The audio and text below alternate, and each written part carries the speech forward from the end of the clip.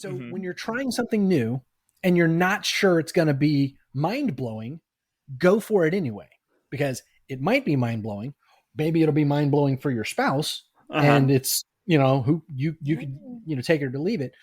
And maybe nobody likes it, and you take that one out of the jar and say, we're never doing that one again. That was fun in our mind. You're listening to Get Your Marriage On, the fun and spicy podcast bringing you new tools and fresh ideas so that you can be the sexiest couple you know.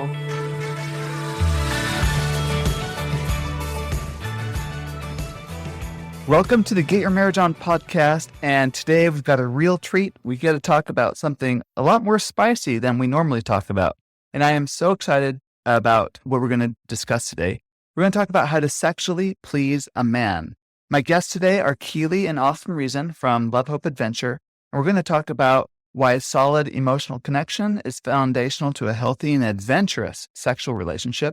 We talk about bedroom language, how amazing penises are, and how to pleasure them.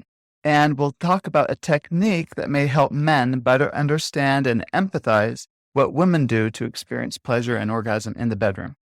Keelie and Austin and I have been friends for a number of years.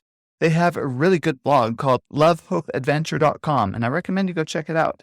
They offer lots of ideas to make sex fun there.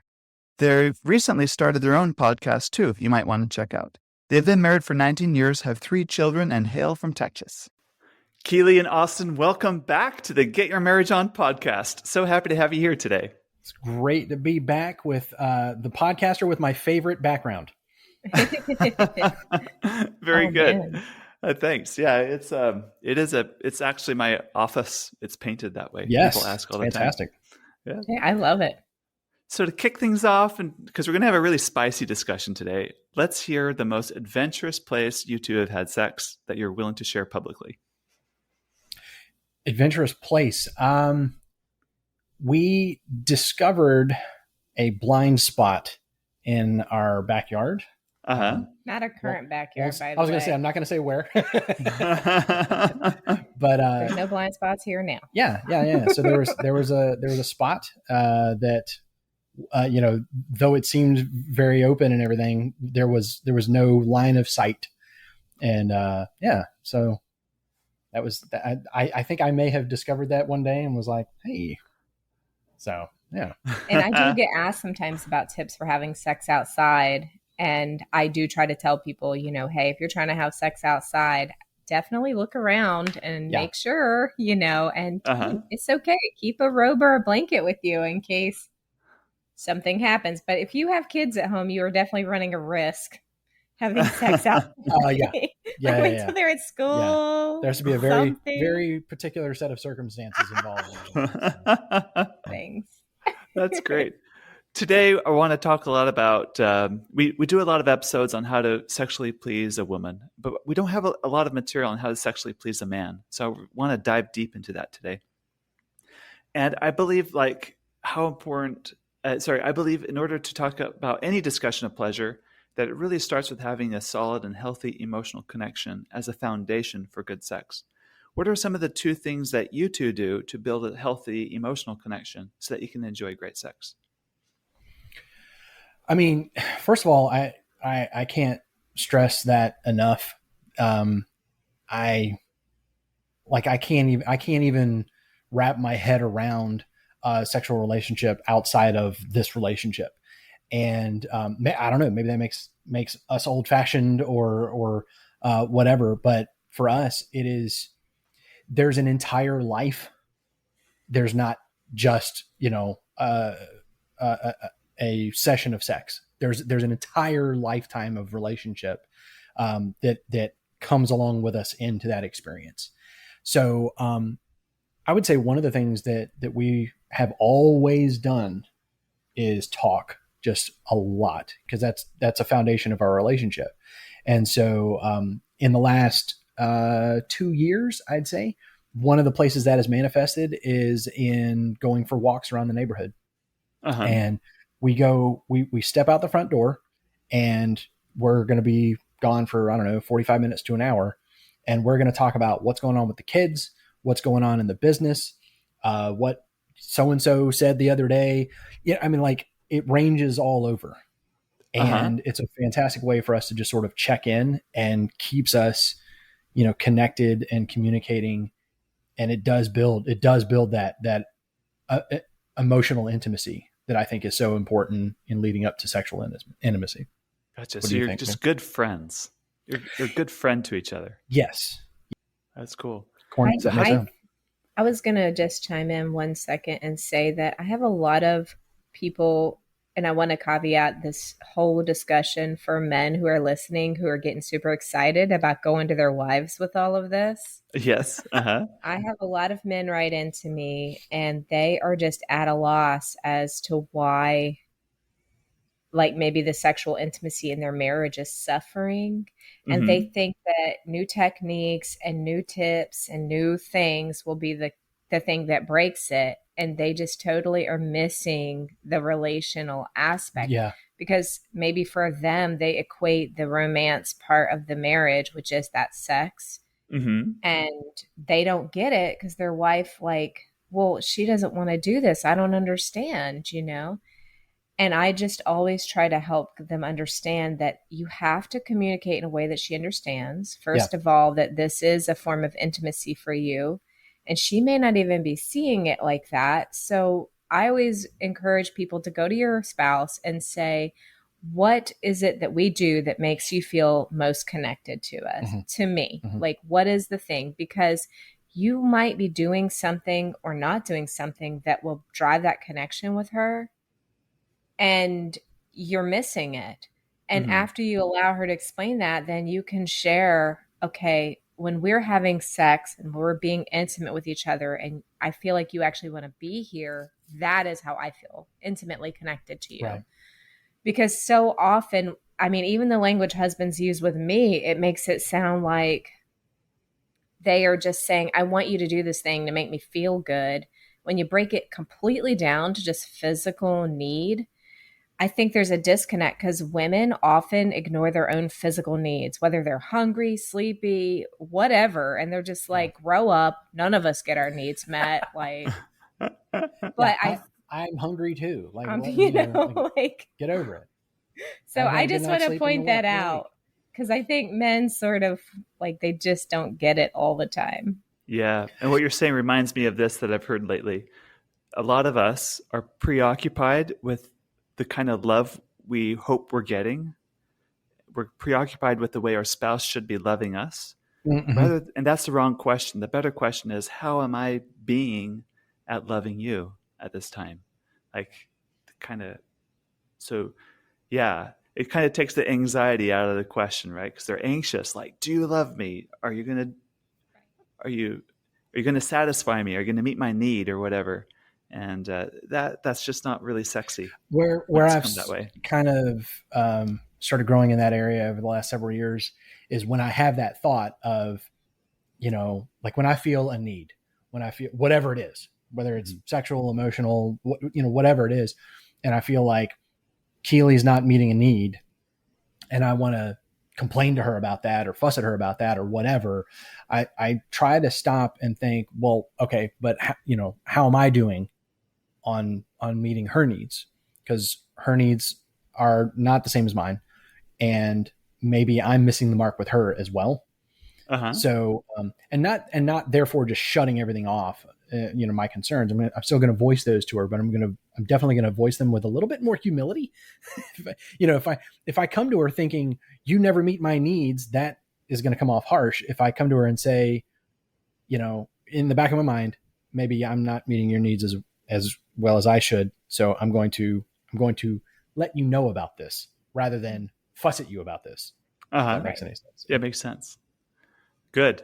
But that's only possible because you have a good friendship foundation. And that's because our lines of communication are always open. So right. Good.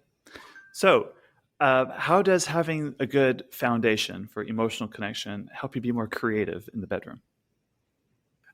Step one is you got to be able to say it. And you got to be able to say it out loud with your spouse in the room.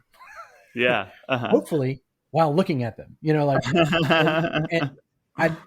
everybody was, has a different experience, but depending on how you grew up, that can be very, very difficult.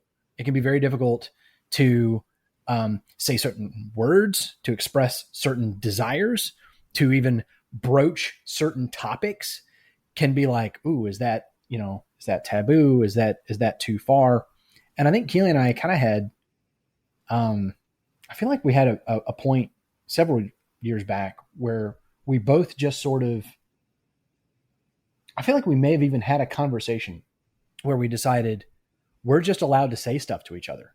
Mm-hmm. Like in this context, like when it comes to sex, like if it feels awkward, say it anyway. And don't be worried. Like I don't worry that I'm going to say something in the realm of sex that's going to like bother her, offend her, something like that. Whereas I might not say it, in a public conversation. Yes. I'm allowed to say it in the bedroom. That's where it's supposed to be said. Uh-huh. And so you could be more unapologetic and own your sexual desires around Keelie. Correct. And not even, I mean, like that's a step further than I'm even talking about. I'm just talking about even being able to use vocabulary and to talk and to broach certain topics, just to even be able to talk about it. Because again, how many people in your life do you talk about sex with? Well, I think the other thing, as far as comfort goes on a female side, is that I think if you are a wife who has a responsive desire and you don't have any idea what feels good to you, which honestly a lot of women don't know what feels good to them, the whole idea of sexual adventure can be very, very scary. Mm-hmm. Because the only thing that you know to even go to is maybe what's shown in porn, where it's super degrading to women. Mm-hmm. And what men are doing is very degrading. And maybe even the man doesn't really have any idea how to be sexually adventurous beyond what's portrayed there as well. Mm-hmm. And so I think that in order to really help your wife and you get on board with sexual adventure, you have got to work on just building safety within that marriage. Safety in saying, my husband is going to stop if something I'm doing is hurting me or he's doing. Or makes me uncomfortable. Or makes me feel bad about myself or whatever. And those conversations definitely have to be had as part of the sexual adventure discussion. I feel bad about myself. This hurts. This is uncomfortable. It's not bringing me any pleasure. And I don't want to just sit here and grin and bear it. I think that couples have to agree on that. Like if one of us is just holding our breath, waiting for this to be over, this is bad. Right. And we've got to stop having that. So whenever people are building sexual adventure, I always just encourage them to minimize bad sexual experiences as much as possible. So like you try something or you start doing something and it's not going well and it's creating a bad experience. Okay, well then that's not something you should be trying, or at least come at it a different way, because it just unfortunately will end up hurting later on, because it's like, well, we tried that adventurous thing and that was a bad experience for me. Yeah. And I was going to say, if in your relationship, as is common, one of you is an adventurer and one of you is not. Mm-hmm. And by the way, this can flip flop depending on the topic you're talking about. Finances, travel, sex. You might have one person who is, let's go hike the Grand Canyon. But then when it's the bedroom, it's very not adventurous, very tame and whatever. So if one of you is the more adventurous one, I would say the onus is on that person to, I was going to say set the pace. That's not really to watch for your spouse's cues, because they're setting the pace. Like you need to let them set the pace, but then you have to go at that pace. Right. Yes. So great. Cool. So a lot of this, you need to have an adventurous mindset going into having adventurous sex. Keelie, is there a time you can tell me where you did something more adventurous for your first time? And what was the mindset you had to adopt to work through that? So I'll tell you that in general, I'm a pretty adventurous person and take risks. But in the bedroom, it was a lot more difficult. And I think that women do tend to have that reserve because there is plenty of things that can happen that hurts. It's like, I've got these internal organs and you are hurting them. So I've got to get in what position to do what, so there's a lot more fear involved in being sexually adventurous. I know that what I had to adopt myself for a mindset for that is that we can try it, but at any point I can say this is not working. Like I had to have that confidence. Yeah. And I think I didn't always have that confidence because I think women are taught, once a man starts being stimulated, once a man gets revved up, he honestly, like he will rape you. Lose control. Because he has no control, right? Uh-huh. And so women what a horrible message. That. It is a horrible message. That makes men sound weak. But it's what's taught, right? We are taught as women that if you dress provocatively, you're going to have no choice but for some man to come rape you. Yeah, guys just can't control themselves. Can't control themselves. Mm-hmm. So I was fortunate enough to have parents who told me, if your husband's ever hurting you while you're having sex, you should tell him not to do that anymore because he won't know. Like, why would he know any more than like I would know if I'm doing something that feels good to him or hurts him and he's not saying anything. Right. So I had to develop a mindset that I could start trying to do something. And if it was a turnoff to me, it wasn't working for me, I could make a decision to stop that. And he wasn't going, he might feel disappointed, but he wasn't going to be mad at me for saying, I'm sorry, this is not working. Right. So that certainly helped. I think the other thing that really helped me with adventure was we developed a bedroom game before we were ever marriage bloggers. We actually did this for a friend. Mm-hmm. And I would say that because I don't have any idea the next thing I want somebody to do, or I don't even know the next thing to do for him, which is huge fear, right? Like your husband's like, please me. And you're like, I don't know what the heck, what does this mean? You obviously have expectation here and I don't know what it is. You're right. I think bedroom games really, really helped me because it was just so easy. I pick up the card, that's the next thing. And pick up the card, that's the next thing. I don't have to think. I don't have to it's like this fear or frozenness. It takes the creative burden off of you.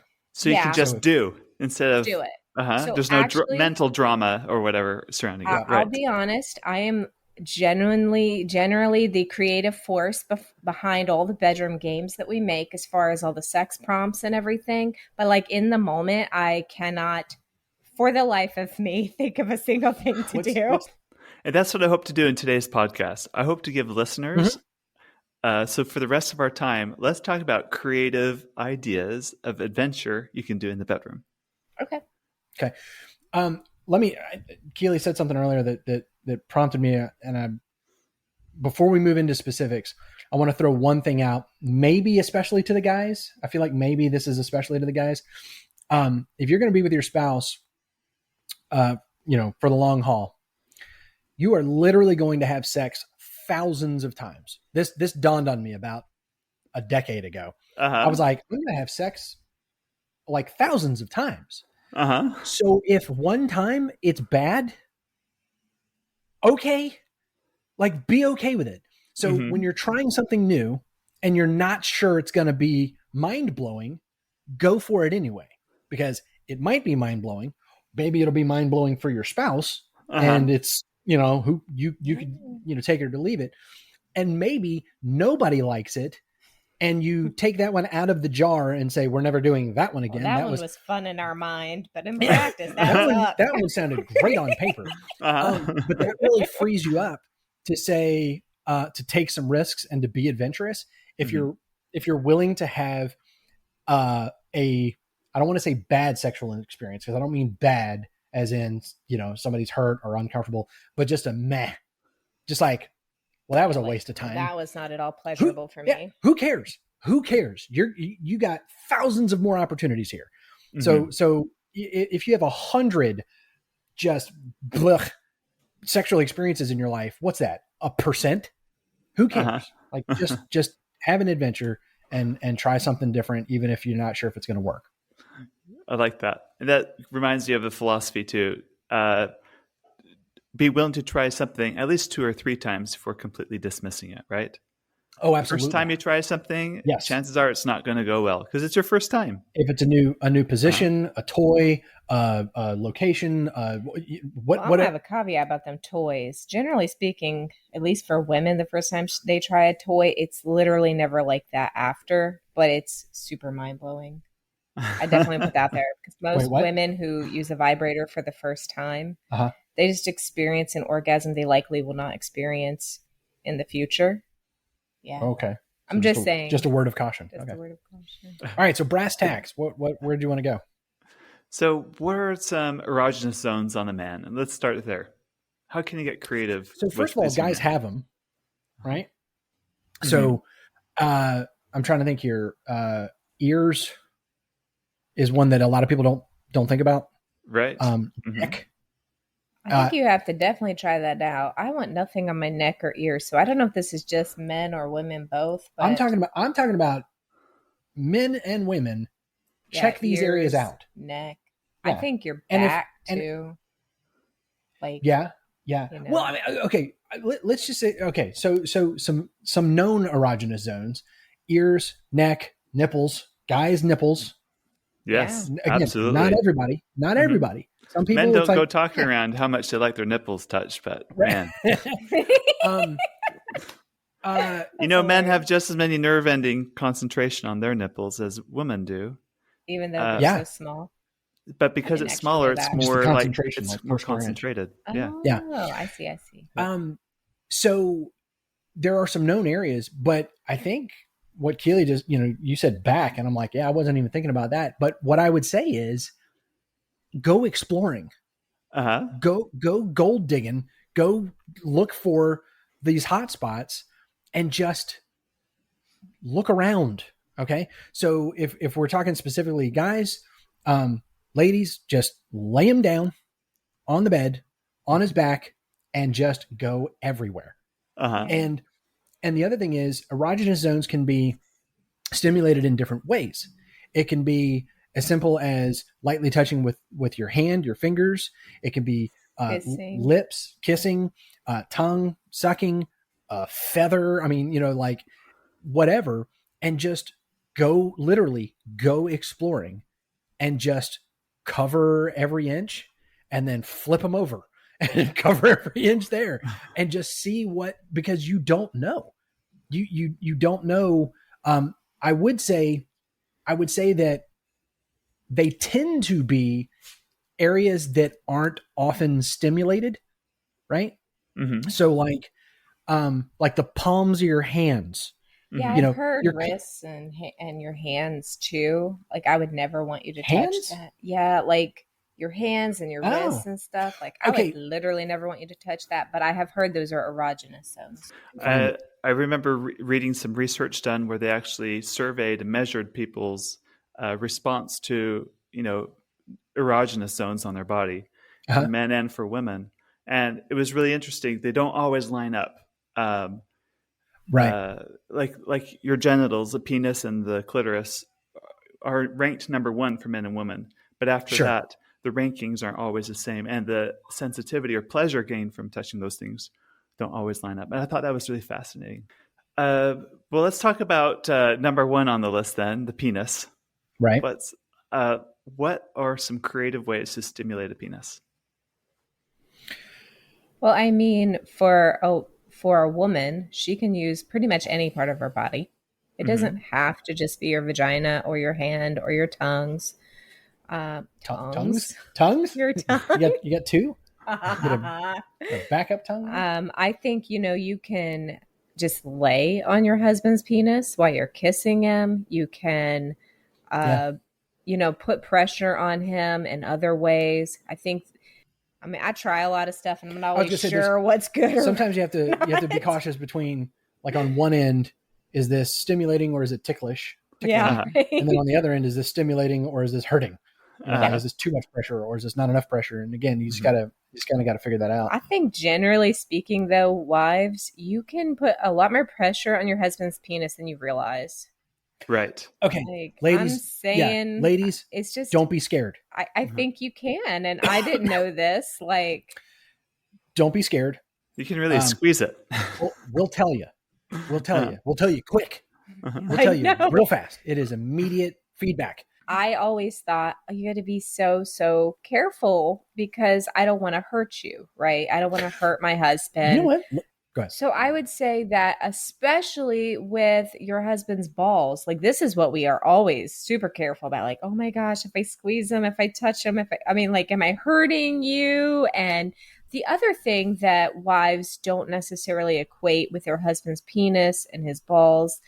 Is that the right word, balls? I'm sure there's something else I'm supposed to say. Roll with it. But testicles is the clinical term. Generally needs to be wet when she is being stimulated, or it's just going to irritate her and hurt her. That's a really good point. When we first got married and everything's so dry, I'm like, you want me to do what? Like, this is so dry. Is this not hurt you? Like, I didn't know. I think if you're in a relationship where your husband won't tell you because he's embarrassed, or maybe you're embarrassed, you don't want him to tell you, you think, if I mess with his balls too much, is this going to irritate him? And it's not. What it's if not I'm the same too hard and anatomy at all? Yeah. And it's like, you want me to push on your balls? What? Doesn't that hurt? Like, we're just told, don't, No. don't do this. In fact, you can really please a man by the way you play with his testicles. Yeah. Right. I didn't even know that. There's ways personally. to like touch it, like move your finger between the two of them and around, play at the scrotum. There's a lot you can do that I think that's really pleasurable for him. And he's going to have to guide you, and every husband will be different. Yeah. And for wives, I'm just going to prepare you, and husbands as well. For wives, this feels gross. A lot of women struggle because they think this is gross. This feels gross, whatever. And so you have to get used to the way his body feels. So sensitivity. A tip for husbands here, definitely tell your wives. Tell them how hard they can squeeze or whatever, because like I still have to get coached on this. I still am confused. Yeah. So I'm just saying. And guys, like be open about that and say, you can use a little more pressure. You can be a little harder, or that's a little too hard, or take her hand, squeeze your penis with it. Then she'll know. She'll have like some like frame of reference. I would say, again, wives explore, get to know that area. And that can mean get to know that area on him. And that can also mean like read an anatomy book a little bit, like learn what's going on down there so that you're not terrified. There's another part that I never understood, that the penis goes further in. So what'd you guys call this? We were talking ahead of time and I said, look, we really have to talk about this because as a wife, I still get confused. But what's the space between your balls and your anus? Your perineum.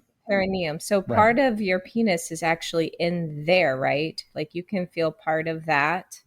Well, the penis, where it joins the body, as far as it is out of your body, it goes that far into your body. Right. And it connects, the root of your penis connects to ligaments in your pelvis. Uh-huh. But the perineum is the part outside of the body. And if you put a lot of pressure there, you can put pressure on the prostate. And which feels really good for a lot of men when they're aroused. Right. Or also like you can couple pressure in the perineum with like while doing a hand job or a blow job. Oh yeah. Yeah. That really enhances the pleasure because it's. And one thing that can also do that part of what's going on there with that pressure, like you said, there's some internal stimulation there, but it's also so getting back to anatomy, that spongy non-muscle, as we were saying, there's blood flow in there, and that swells that up, and that's what causes the erection. And so, putting that pressure there it's kind of like if you squeezed one end of a water balloon. So you're saying it makes it more erect? Yeah, puts more blood in there. Yeah, it's gonna push blood, or put sort of like a back pressure there. And kind of intensify things there as well. So that's part of what's going on there. And that's part of why sometimes you might think your husband looks bigger or longer or harder because depending on the level of arousal or, their blood pressure that day. There's lots of different things that can affect it.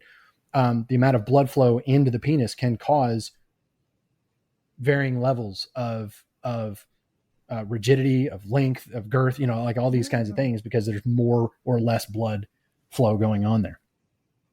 Learning all kinds of things about the penis today. Well, getting down to brass tacks of putting pressure on that part, I think that for a wife, using your thumbs is a very good way to do that. Because you might be like, well, I mean, my hand is entirely too large to get down here. What am I supposed to do? Right. You can use your thumbs while giving your husband a blowjob. I don't know about a hand job. That might be a little harder to negotiate. Yeah. It's got to get the I right mean, spot. you're just going to have to try something. Think outside the box, try something a little bit different, and just get creative and say, I'm going to try this out, Let's talk about the frenulum of the penis. What do you know about that, and how do you stimulate it? All right, anatomy. The frenulum, I first heard that word in the dental world. It's in your mouth, actually. You have a frenulum. You have three. You have three? Yeah. So where the middle of your lip connects to your gum line. If you'll pull down, and your gums sort of have this little seam that goes from your lip to your gums. You have one here, and then under your tongue, you've got that same little seam. That's what a frenulum is. It's that formation, that piece of anatomy, and men have this. And on their penis. Yes, on the end of their penis. Not just their mouth. Yes. Men have this on the end of their penis, where the head, the glands of the penis, has sort of that, I guess, mushroom shape on, kind of comes to a seam of a sort. That structure there, that whole area there, is a tiny little bundle of nerve endings. Is this the same on men who are not circumcised? I was getting there because I don't actually know the answer to this. What this is? Okay, anatomy again. I don't have a frenulum here anymore because I had surgery done. I had a gum graft, and part of what they did while they were there is they got rid of this connection here for me. So with circumcision, that sort of happens, right? So the frenulum is this fold that results from the fold of the foreskin having to all bundle up and join in one place. You get that connective tissue, that frenulum. And so depending on, how your circumcision was done, if you're circumcised, you can have a more or less pronounced frenulum. Because of, it all depends on where that cut occurred. The foreskin is the densest nerve ending collection for guys. Correct on that one, Daniel? I'd say the frenulum area is. Okay. Right. So yeah, the foreskin, including the frenulum, the foreskin has a higher concentration of nerve endings, with that sort of culminating in the frenulum. And so with that being gone, guys that are circumcised may notice you have some scar tissue, maybe a little bit below the head of your penis, that is where that cut happened. And for some guys, with varying degrees, depending on how the circumcision was done, that area can be very, very sensitive. And that is because that is the remainder of that foreskin. So that area, all as it connects up into the frenulum, is a very densely packed bundle of nerve endings. Can you guys tell me which side of the penis the frenulum is? I cannot. I think a wife will really benefit from that. Is that the part that you're looking at, or towards the husband? Mm-hmm. It's on the underside of the head of the penis. Right, For a woman looking on, it would be the side facing. Yes. Right. See, I really do like talking about the frenulum position, because I have had a lot of male readers be like, I didn't know what this was. Yeah. I didn't know that there was a way to stimulate this. And, thanks for educating me. And yeah, I think it's really awesome, because this is kind of educating men on their own body, which I feel like we don't have to educate men as much on their own body as we do women, but this is one of those areas. Right. So with so many nerve endings on the frenulum, it's almost like the clitoris of a man. Yeah. Right. The way you stimulate a clitoris for a woman is similar to stimulating the frenulum for men, or can be pleasurable. And you've talked about this, but can you share some of the tips that other men have offered, or what you've learned about this type of stimulation? So Because your man can orgasm just from a lot of stimulation on this spot alone. Absolutely. So I like to share for women about this, because I think that the giving your husband a blowjob can be a little daunting for women, because, oh my gosh, I have to keep my mouth open and my jaw hurts and all this stuff. But when you are stimulating your husband's frenulum, it does not require you to, put his entire penis in your mouth. This is what we think we have to do. So you would actually just be using your tongue the same way if he was giving you oral sex. And so Yeah. I think this is actually kind of a cheat code for women, because we know what we want you to do to our clitoris. So you can just think in your mind, I'm going to do that same thing to his frenulum. Huh. It makes it a lot easier, because when you're trying to figure out, well, how do I physically please my husband? We don't have the same feeling, and it's not the same for us. Can't read each What other's do mind. I do? I thought it was very easy to just think, okay, if I was having my clitoris stimulated, I would do this. This would feel good to me. And that is what a wife can do to help her husband feel good. Now, there are things men have to do as well. This is different, I think, for men, because it can, I've been told by my readers, it can become very sensitive if they aren't careful, and it takes a long time. It's just like a completely different orgasm experience for men. So I had a reader tell me that he shared the article with his wife, and they had a 2-hour nap time for their baby, and they decided to go all in. And he said it took about 30 minutes. She did nothing but rubbing and tickling and teasing that area. And eventually he just got to the point where he orgasmed, but it was so deep. The orgasm was so deep. He said it almost kind of hurt, but it felt good. Mm-hmm. And I think that probably for men, this is a closer representation of what your wife experiences during orgasm. Mm-hmm. I at least I think. I don't know Mm-hmm. if wives can ever have that. I've had another man say that they've been experimenting with it for a while. So it wasn't like they did it the first time and he orgasmed. So I think that's really important to mention. He said that there were some times of frustration trying to reach orgasm this way. And eventually, when they did figure it out, he had to relax. Don't do all of the things like your body naturally does. When you're trying to orgasm as a man, I think you're clenching a lot of muscles, but the biggest thing here is you have to relax. Yeah.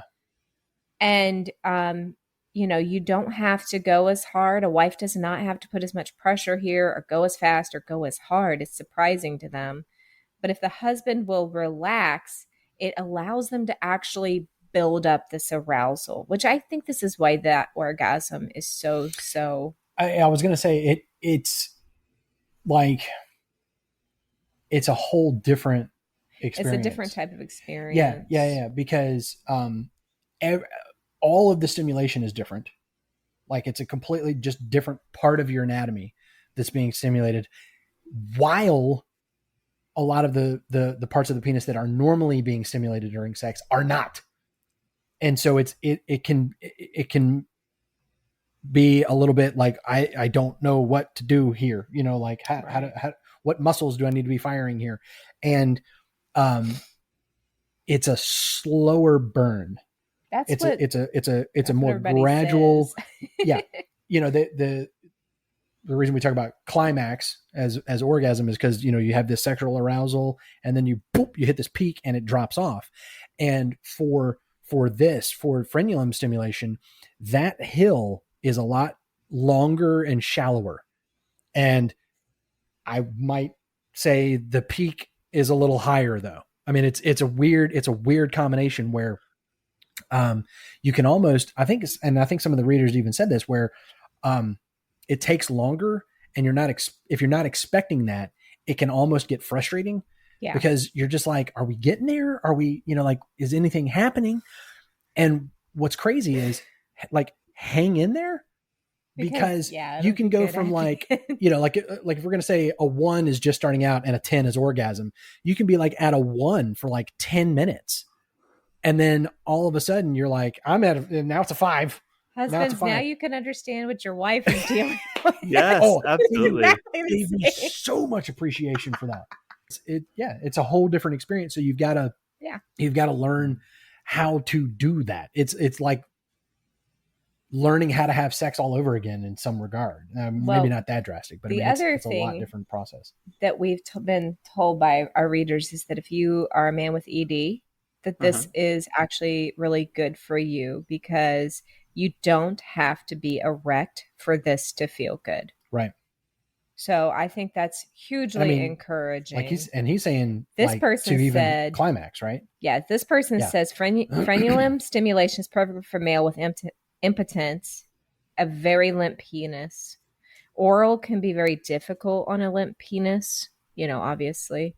So this is a great alternative for that. So if you have a very limp penis because of impotence and you want your wife to do this. Now, I asked him if he uses a vibrator for this technique. He didn't respond, but I know that you can use a vibrator here, and you would use it just very much like if you were stimulating your clitoris. That's great. Cool. Any other ways to please a man that you want to talk about as we conclude our discussion today? So I had a wife write into me, and she was, bless her sweetheart, she was like, my husband has actually been putting his fingers on my anus, and I've been very surprised at how great this feels. Yes. And so I, started sharing with her some things that she could do to please her husband in that area as well. Mm-hmm. And look, I know there's a lot of like, oh my gosh, anal sex, this is of the devil. I don't know why we think that, but either way, that does happen, and that's what people say. And I think that for a wife, she doesn't have to put her finger in her husband's anus, but she can put pressure there also, just like on the penis or wherever else, some pressure, a vibrator even. Again, another, is this of the devil, the vibrators? What's your experience with anal sex? How did you decide to do it? What were the mindset you had to go through for you two? Oh, I was completely against it for a long time, 100%, because, it hurts, man. Like, that stuff hurts. We did eventually get to a point where we decided to experiment with it, but I don't think it was like amazing. It wasn't for us. Yeah. I think it can be super amazing for a lot of people, but my biggest tips with anybody with anal sex or anal play is you have to have a lot of discussion ahead of time. Everybody has to get ready. And I mean, get ready by let's shower, let's get clean. If we want barrier protection of some kind, let's discuss this. Like, what do we feel comfortable with? Are we okay with a vibrator? Is my husband going to somehow feel like something's wrong if I put something inside of his anus? Like, honestly, a lot of husbands have a problem with this. They're like, I mentally can't handle this. I think you just have to have a ton of conversation and be willing to try things. Yeah. And a lot of conversation all throughout. Yeah. And relax. You have to relax. I usually tell people if they want to try anal sex or use a vibrator with anal, it is a lot easier for the person who is having receiving? something receiving, to be the one to control that. So the other person should stand still with the vibrator or their penis or whatever's happening, and the other person should push back. Because otherwise you are just going to clench and you are not going to be relaxed. It is impossible to be relaxed if something's pushing at you. So I gave that wife a lot of tips. Here's how you can try some things. You'll figure out what you do and don't like. You don't have to go all in. You can just use a little pressure. You can pull their butt cheeks apart. There's things you can do. So that's good. Where can people go to find you? They can go to lovehopeadventure.com. And that's where we blog. If people want to stay connected with us and get our weekly newsletters, you can go to lovehopeadventure.com/newsletter. This is where we give our most exclusive content. So if you ever have questions, this is where I answer them, basically. That's good. I subscribe to your newsletter, and it's excellent.